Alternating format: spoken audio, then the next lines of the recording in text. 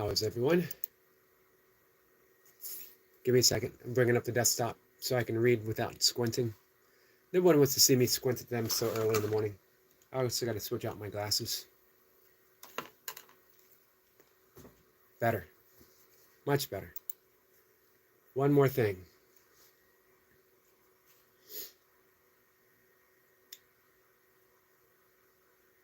Michael's here. Michael's here early. Just thought that I would hop in and say hello to you because now I want to be up at 2. Cruising is fun anytime. Good morning. Does that mean that you having a hard time sleeping again, my friend? I'm sorry to hear that. If that is the case. Our friend Goldie is here. Goldie says, hi, I love the people. Love the Cheryl. Are you still having trouble sleeping? Yep, that's what I was thinking. Goldie says, hi there, Michael. Goldie says, gorgeous picture, Eric McCarty. Thank you. I appreciate that.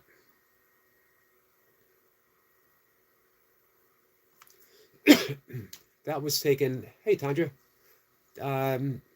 last late spring, early summer. Although I did get a really good clip of the sunrise yesterday morning. Tandra, how are you? Hey, Kat. Kat says morning. Hey, Jamie. Jamie says hi, Yogi. How are you, Jamie? Everyone is catching up. So in your verses, you asking about Eric McCarty on Messenger. Awesome. Let me check real quick.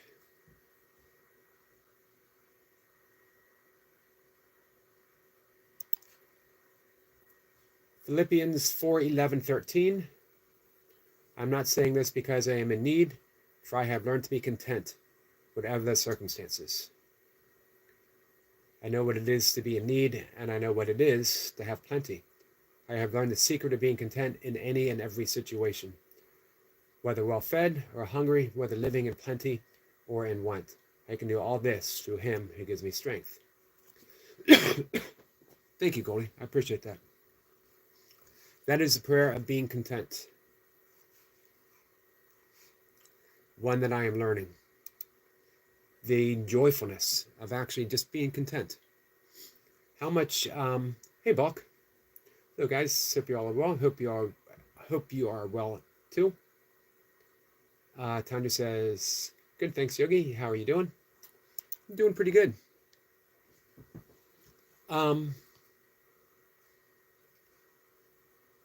Man, to me, it's such a great prayer. How much suffering have we caused ourselves because we are not happy with just being content? But there's great, great joyfulness in just being happy with what we have. It doesn't mean that we can't have goals. It doesn't mean that we can't seek to extend ourselves to gather more, to whatever. It just means that in this moment, we deeply appreciate that which we have. We are content. And from that place, we are open to receive because we are also open to give. We truly, truly only learn how to receive and only to receive the goodness that the world offers when we learn to give, because they're the same thing. To give is to receive. Think of it with the metaphor of the breath. But don't forget to enjoy the ride to those goals. Absolutely, 100%. If we think of it as in terms of a metaphor of the breath. Jamie says, Yogi, I'm okay. How are you? I'm good, Jamie. Thanks for asking. At only one time in our life are we ever going to have a half of a breath. And that is when we take that very last breath. Let's say 2 times. When we take that very first breath, and in the end, when we expire, when we give that final breath. And that's it. In the meantime, we can't really make a distinction between an in-breath and an out-breath, because in actuality, it's just breath. It's just a breath. To have an in-breath means there's going to be an out-breath. To have an out-breath means there's going to have an in-breath. To give to others means that we are going to receive. In order for us to receive, we give to others without making a distinction. What is best for you is best for me, in reality. And the great prayer is discernment in making that choice, in making that decision. Because if I think in terms of solely in my own best self-interest, am I choosing what is best for you? If I choose what is best for you, and in the back of my mind I think, yeah, what's in it for me? What am I going to get out of this deal? Am I truly choosing what is best for you?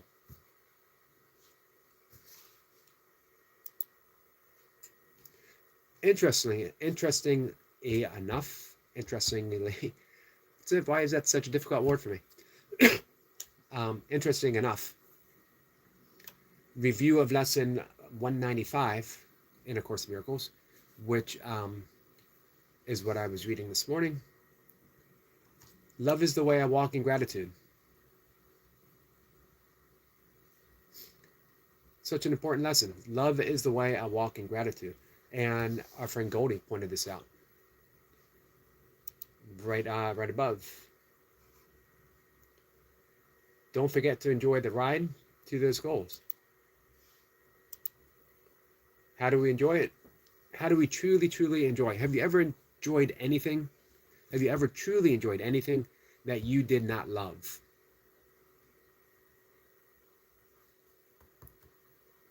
Because in the absence of love, there's no true joy. There might be fascination. There might be some attention. There might be affection or whatever, but it's not true love. Because true love doesn't run out. It doesn't lose its fascination. It's an impossibility.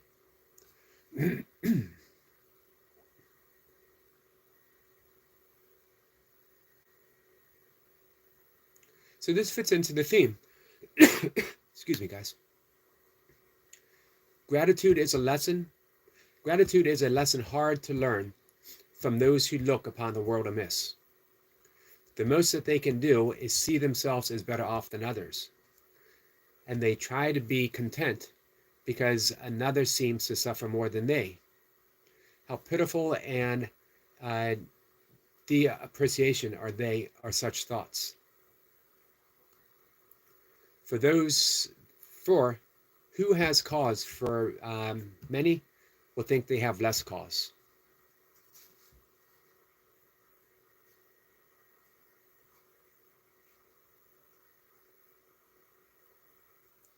Give me a second, guys.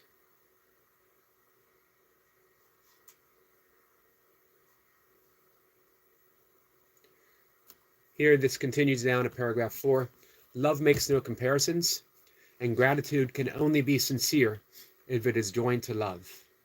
We offer thanks to God, our Father, that in this, in all, that in us, all things will find their freedom.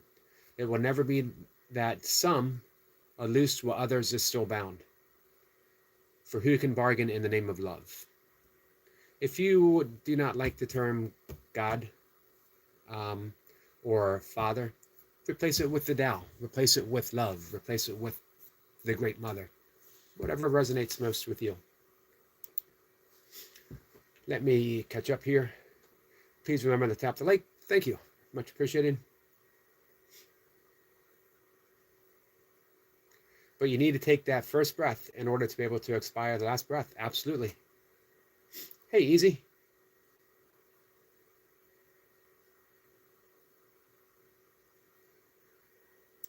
Tanja says, Yogi, I have a book to read called Life Before Birth by author Janov. That sounds interesting. What is the what's the basic theme?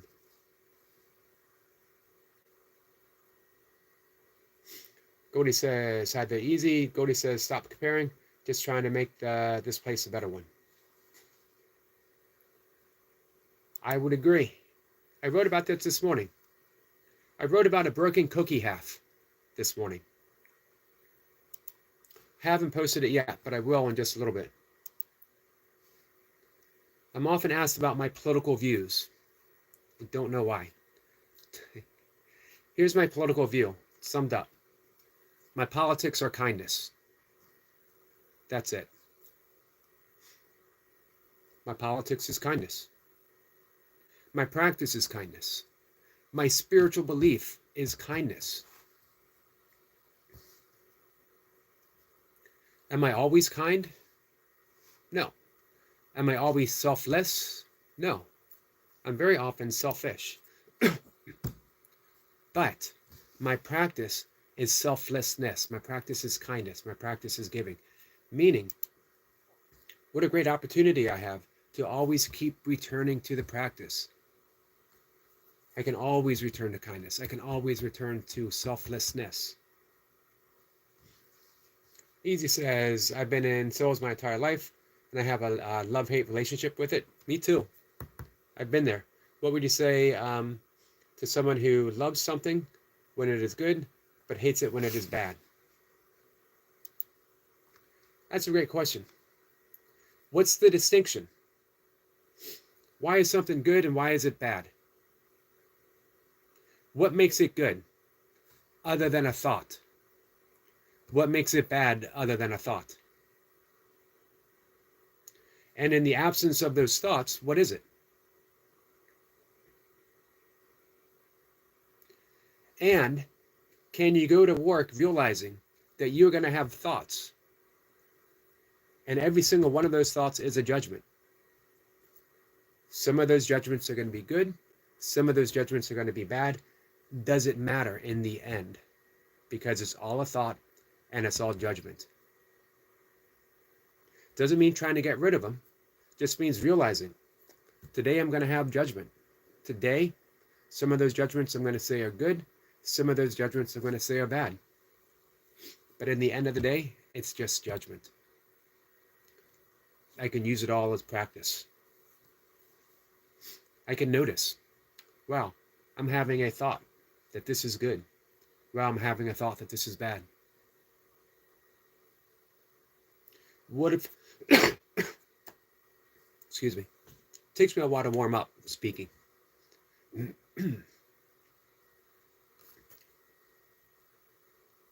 Hey, Dell, how are you?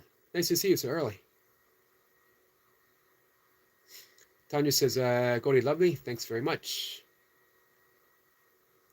Oh, Goldie says, Tanya Vamps, working on your watch hours. You got 11 hours this past night. And I have you up this morning. I'm watching sheep. I'm also watching the ever amazing, energetic Joshua hit himself in the head with a box.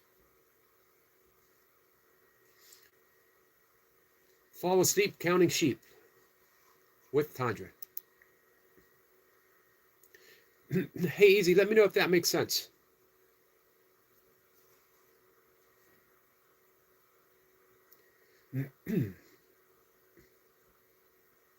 Tanya says, yeah, I've been in retail much of my life too, Easy. Lucidly, the pioneer of primal therapy provides a scientific rationale for treatment that takes us through our original nonverbal memories. Interesting. Well, I'm going to look that up on Amazon. Cody says, easy. Each of us face exactly the same roller coaster no matter what we do for work. Dale says, I enjoyed the conversation yesterday. If I start reading Course in Miracles again, if I could ask you for advice, I would appreciate it. Hey, how about instead of thinking of it as advice, how about you and I are co-walking the path together? And I've just been walking it a little bit longer. And I'm happy to walk the path with you. Goldie says, hi there to King Dale Clark. Clark says, hey to Goldie. Easy says, welcome with Goldie. I agree. But the thing about sales is that when it's bad, it's really bad. Because I take home no money for months. Gil says, Goldie, have you read A Course in Miracles? Tanya says, that live will be ending shortly. Update 2331 with 5 being held, 5 days being held. Easily makes it 24. With less than 600 to go.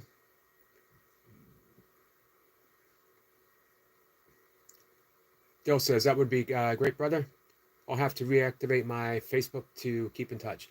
I think you can just do Messenger without Facebook. I think. Don't know for sure. Goldie says, how about some planning? Easy. Set aside a safety net for when things are bad. Just asking. Goldie says, no to Dale, I haven't. And Easy says, I try. Yep, I have been there as well.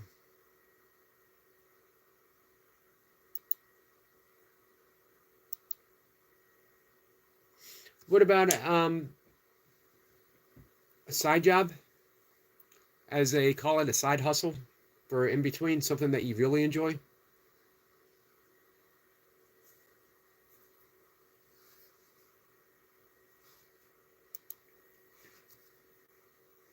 So, love is the way I walk in gratitude. This is from paragraph 5. Therefore, give thanks, but in sincerity, and let your gratitude make room for all who will escape with you, the sick, the weak, the needy, the afraid, and those who mourn a seeming loss or feel apparent pain, who suffer cold or hunger, who walk the way of hatred and the path of death. All these go with you. Let us not compare ourselves with them, for thus we split them off from our awareness of the unity we share with them, as they must share with us. We thank our Father for one thing alone, that we are separate from no living thing, and therefore one with Him, one with God, one with love.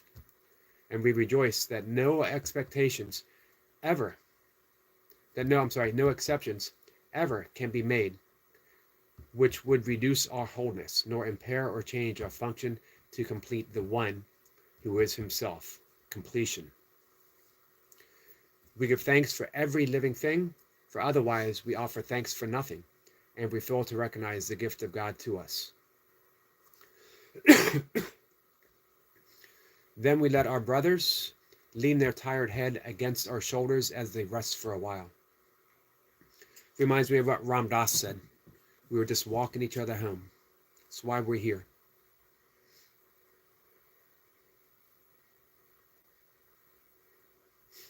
We offer thanks for them, for we can direct them to the peace that we would find. The way is opening to us at last. An ancient door is swinging free again, a long-forgotten word re-echoes in our memory and gathers clarity as we willingly once again hear. Walk then in gratitude the way of love. For hatred is forgotten when we lay comparisons aside. What more remains as obstacles to peace?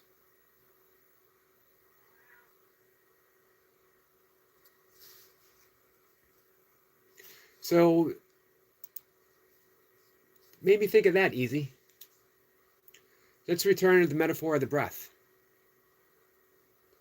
That there is the outgoing breath in which we give. And there is that position in cells which we are just giving and we are giving and we are giving. If we are giving without saying, what am I going to get in return? The out-breath doesn't say, am I going to get that in-breath in return? It simply gives. And the in-breath flows in automatically. When we're truly in function to the give and take of the universe itself, we realize it's just one thing.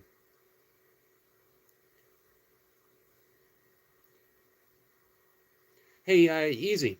If you go to the members section, the members channel, at the beginning of the year, I did, right before the beginning of the year, through the first week, I did Deepak Chopra's 7 Spiritual Laws of Success. And he talks of how we can enter abundantly into that flow of life. It's a wonderful book. I got my copy in 1993. It's always present. It's basically a book, 7 Spiritual Laws of Success, but it doesn't make the distinction. It doesn't say success in sales, success in relationship, success in yoga, success in my spiritual life. It is simply success across the board. We measure success by the joy that we have in our heart. This was a path that really confirmed, this was a book that really confirmed my yogic path for me way back in like 1993. Easy says, thanks, Eric. I'll check it out. Yep, it's always nearby, as is Patanjali's Yoga Sutras. You can tell it's beaten up. Excellent book. Hey, Pokemon, how are you?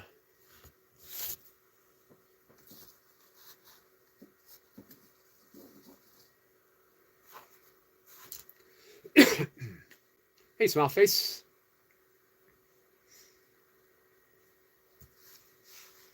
Goldie says hi to everyone. Dale says, the idea that there is no real past or no future, just the presence. So this is always the first and last happening always. Can you elaborate on this? I've had moments when I have gone running for over an hour, and it becomes apparent that I have never ran anywhere. Interesting. Douglas Harding, British mystic, architect, passed away in 2007 at the age of 96. Richard Lang, his student, he's a Facebook friend. I wish I had met Douglas Harding. He does headless experiments, where we literally do an experiment to see our own headless nature. Hey, Renee. Listening in while I get ready. Can't chat. Well, I appreciate you listening. One of the experiments that he does, aside from the original headless experiment, where we point and recognize our own headless nature,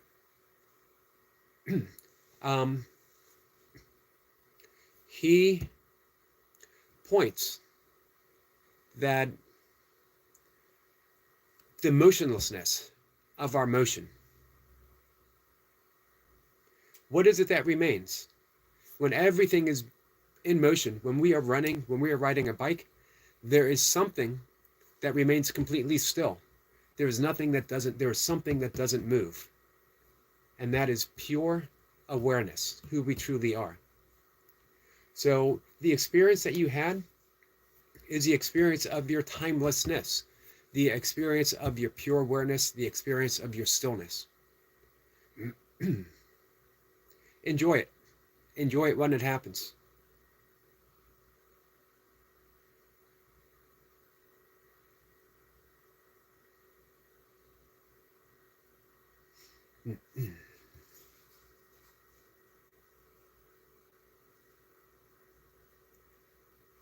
Oh, sorry, I missed a comment by Goldie. Pokemon says, good morning, my friend. Good to see you. It's good to see you too. Goldie says to Clark, my Course in Miracles is a Bible. That's only me. In case you didn't realize, I'm not one to push my conviction faith on anyone. She absolutely is not, but she is also someone that will sit and kindly listen to your views and share her own, and you can have a wonderful conversation. Here's what I know about Goldie, my own experience. It's never a one-sided conversation. Ever. Which I deeply, deeply appreciate.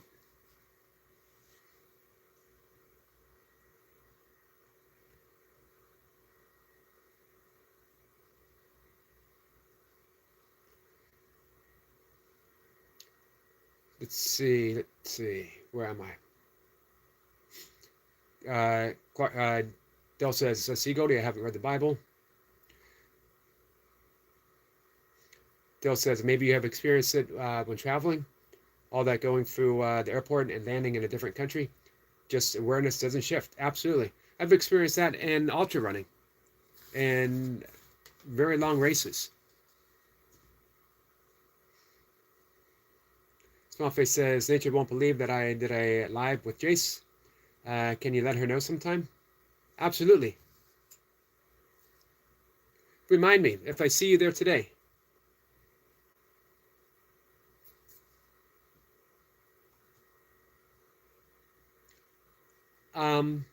You got another one coming up too, right? Let's see. Renee Secret Garden says hello. Hello, my friend.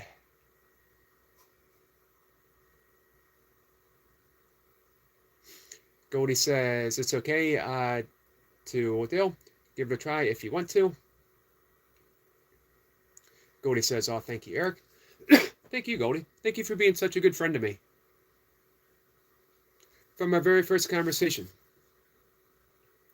which I believe in another 1-2 months or so might be coming up on a year, right? Maybe March. Dale says, thanks, Goldie. I might consider it one day. As right now, I don't have a Bible, but I'm sure there are a lot of truths in it.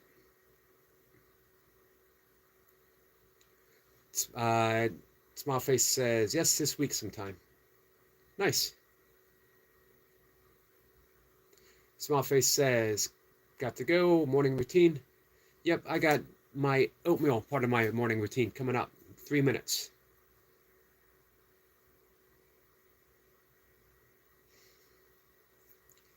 Goldie says to Dale, you don't need to have a physical book to be able to read it. We got some love and a smile face and a thumbs up from our friend Smallface. So my morning routine so far has been up at 2:30 this morning. I slept in for all of about 10 minutes. And I got up, did my breath work, breath of fire, meditated for half an hour, did my yoga asana, made a cup of coffee. I wrote about a broken cookie, about breaking off a piece of a cookie. Hey, does anyone have any cookies in their house? And if you have a cookie, if you're friends with me on Facebook, or you have my email, if you have a cookie, could you break it in half and take a photo? Because I need a photo of a broken cookie. I don't have any cookies in my house. The first time in a really long time, I used to, because my dad enjoyed having a cookie when he took his medicine. And when he was watching TV, when he was in bed, he'd ask me, could you bring me up a couple cookies? Which I always did. I miss that ritual. And when we had a dog in the house, every one of our dogs, the last 3 dogs that we had, loved the cookie ritual. They would love when my dad had cookies because that meant that they were going to have a cookie. Cat says, no, cookies is a big problem for me. Dill says, we said something like, the perceived is only the perceiving of it, but one will not see their true nature, just as an eye can't see itself, and the cognizing can't cognize itself, because there is nothing to see. It's what we are. We would have to be separate from it in order to see thoughts on this. I like how Meister Eckhart said, the eye in which I see God. Meister Eckhart was the great German mystic, the great German Christian mystic of the 12th century. The eye in which I see God is the same eye in which God sees me. It's the same thing that Douglas Harding was saying. We've never seen our face, ever. If I look in this direction, if I do a meditation, a self-inquiry, who am I? Where am I? And I point to where I think I am, I'm only going to find the absence of a self. I have never, ever, ever seen my own eyes. I've never seen my own head, my own face. I've seen photos. I've heard descriptions. I've seen a reflection. I've seen a drawing before. I personally have never seen my own face, my own eyes. And when I look, I only see the absence of a head. And yet in that absence, there is nothing but pure awareness. There's openness, open space, a wide open isness that allows for presence to be, that allows for this phone to be, that allows for this desktop to be, that allows for this hand to be, that allow when I look at you, face, let me point, let me see if I can get that, there you go. Face to no face, I only see your face being held in the wide openness of me. And when you look at me, you don't see your face, you only see mine appearing in the wide openness of who you truly are.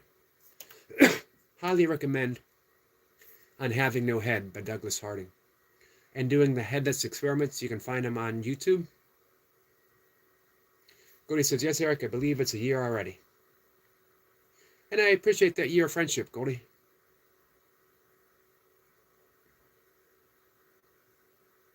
So if anyone does have a cookie, and you don't mind breaking it in half and sending me a photo, I would highly appreciate it.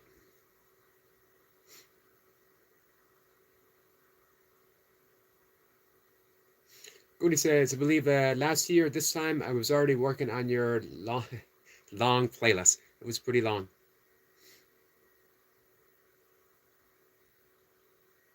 And it was much appreciated. Goldie worked tirelessly and selflessly just to give me watch hours. How amazing is that?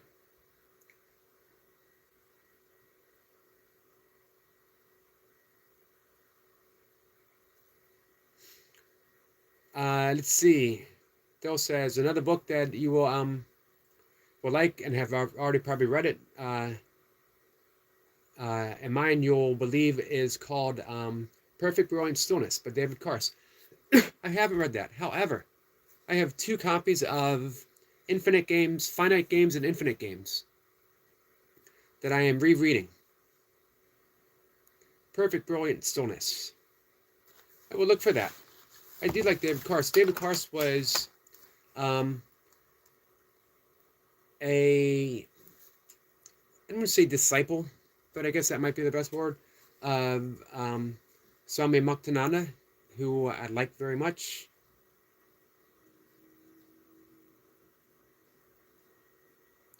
Thank you for that recommendation. Hey, Amanda.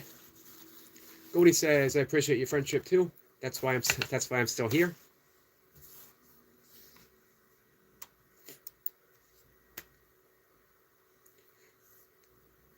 You know, YouTube offers a wonderful platform. It can be a side hustle, it could be a hobby, it could be your artistic expression. It can also be a wonderful place to make some friends and some true, meaningful connections. And Goldie is a perfect example of that.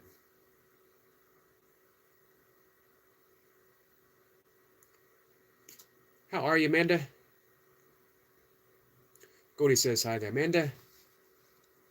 So in just a minute, guys, I'm going to go make my oatmeal.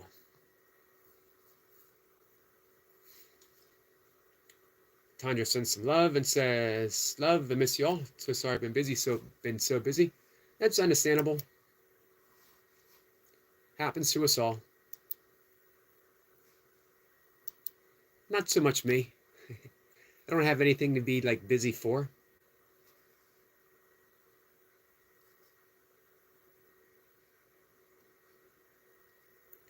Not that I don't do things, of course.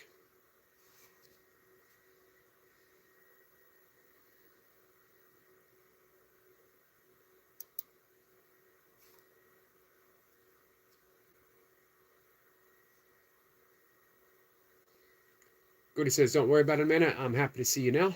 Absolutely. And Dale says, have you listened to any non-duality speaking, like Tim Kliss, Tony Parsons, Scylla Bob Adamson, I believe his name is? I have. I've read quite a bit. I'm actually friends with all 3 of them on Facebook. I love a quote from Sarah Bob Admonson, who said, "What's wrong with right now? What's wrong with this moment if you didn't think about it?" And that sums it up. What's wrong with right now if you didn't think about it? Go ahead. Goldie says, Eric McCarty, I'm already here. Stop writing me up.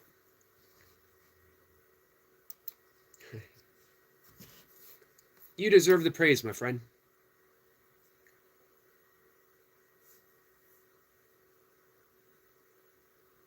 I would not be monetized right now if it wasn't for a group of key people who, from the goodness of their heart, decided to help me out. So many, starting with Richard Run Trails. I didn't even know it was possible that someone, he said, hey, you need watch hours? I'll help. I'll set you up on multiple devices and run your playlist. And I said, playlist? What's a playlist? And he taught me how to make a playlist. Amanda says, King, I sub you. Awesome. Phil says, thanks, Amanda. Yeah, I love listening to non-duality speakers. I love reading books on non-duality. But at a certain point, I just stopped questioning. And everything became apparent to me that the way forward, that my path is simply kindness. My path is forgiveness. How do I realize non-duality? Practicing true forgiveness, practicing that quantum forgiveness, where I realize there is nothing and no one to actually forgive. That's the essence of non-duality. I spent a lot of years wondering, how do I truly get it? How do I get it, so that it's an actuality? How do I do like Tony Parson did and walk across the garden and have that self completely fall away and live in that selfless state? And something amazing happened. I didn't walk through a garden. I didn't achieve a selfless state, but none of it mattered anymore. Sometimes the self appears and sometimes the self doesn't appear. Sometimes there is that non-self and sometimes there's some selfishness. And all of it just flows seamlessly. I'm not in charge of it. I am not in charge when the self appears. I'm not in charge when the self disappears. It all happens spontaneous. Sometimes a choice appears and sometimes there's spontaneous choicelessness, as J. Krishnamurti pointed out. There's no doer doing any of it. However, that non-doer is always kind and there's always forgiveness. So I just happily settled into a lifetime of kindness and forgiveness. Tanya says, met some truly wonderful people on here. I do too, and they're continuously appearing. In the last 2 weeks, we've met Amanda, truly wonderful person. We've met King Bill Clark, another truly amazing person. We met Smile within the last 2 weeks. They just keep appearing. As long as you keep staying open. Practicing that non-judgment. The open space of who we truly are. Just allowing people to come and be themselves.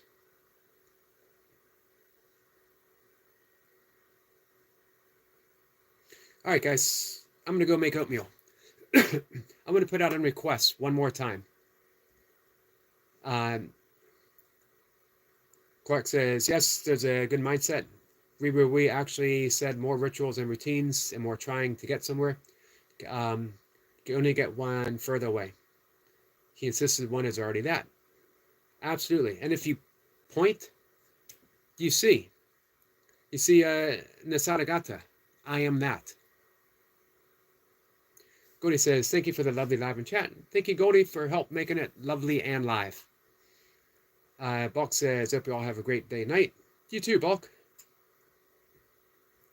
Clark says, thanks all. So one more request. Have a lovely day and night. Does anyone have a cookie in the house? And if you do have a cookie, if you don't mind breaking it in half and sending me a photo, Whatever artistic display of a half of a cookie, or breaking the cookie, or the cookie in two halves, however you artistically want to present it, could you send me a photo? Email or Facebook, if you're on Facebook Messenger, it would be deeply appreciated. My blog is in need of a cookie half, and I am absent of a cookie. Can you imagine if that's the toughest thing that happens to me today? If the worst thing that happens to me today is that I don't have a cookie, I have a pretty blessed life. It's important to realize that. In the absence of a cookie, life is still pretty awesome, guys. All right, I'll see everyone later, because I do have oatmeal. I'm going to make some now. Tom just says, have a lovely day. We got some love from Goldie. Thank you, guys. I'll see y'all later.